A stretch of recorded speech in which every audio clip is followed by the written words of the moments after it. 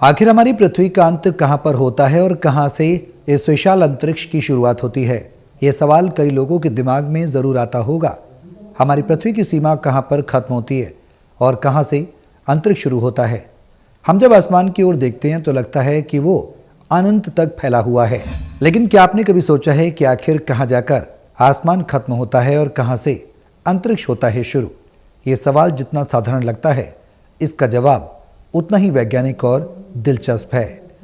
असल में अंतरिक्ष की कोई ठोस सीमा दिखाई नहीं देती, लेकिन वैज्ञानिकों ने इसके लिए एक मानक रेखा तय की है, जिसे कार्मन लाइन कहा जाता है। कार्मन रेखा ही वो बिंदु है जहां धरती का आकाश खत्म होता है और विशाल अंतरिक्ष की शुरुआत होती है।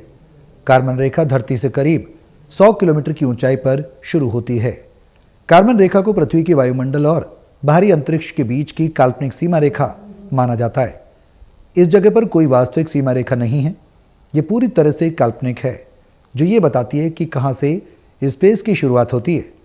कार्मन रेखा का नाम हंगेरियन अमेरिकी इंजीनियर थियोडोर वॉन कार्मन के नाम पर रखा गया।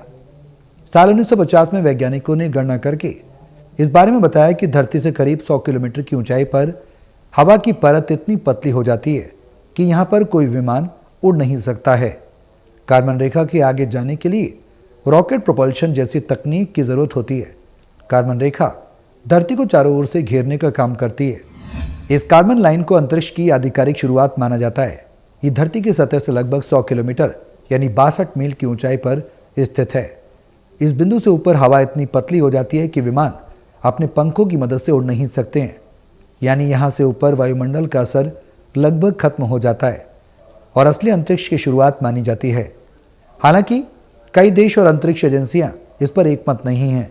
अमेरिकी वायुसेना के मुताबिक स्पेस की सीमा 80 किलोमीटर है, वहीं अंतर्राष्ट्रीय मानकों के मुताबिक स्पेस की सीमा 100 किलोमीटर ऊपर है।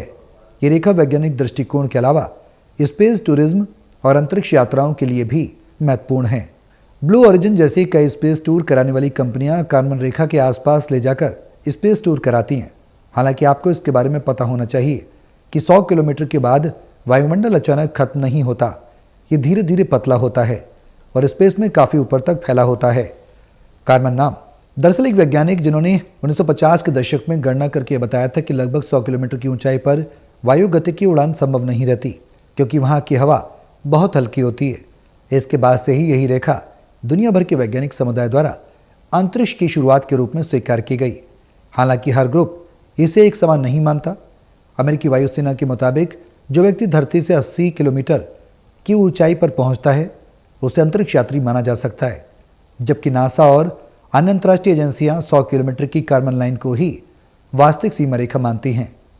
यहाँ एक दिलचस्प बात यह भी है कि अंतरिक्ष में पहुंचने का मतलब सिर्फ ऊंचाई नहीं, वहां पहुंचने के बाद गुरुत्वाकर्षण का असर बहुत कम हो जाता है, हवा नहीं होती और तापमान अचानक बेहद घट या बढ़ सकता है। इस ऊंचाई के बाद वस्तुएं माइक्रोग्रेविटी के वातावरण में तैरने लगती हैं, जिसे हम आमतौर पर जीरो ग्रेविटी कहते हैं। इस लाइन से ऊपर जाने वाले रॉकेट और सैटेलाइट पूरी तरह अलग नियमों पर चलते हैं।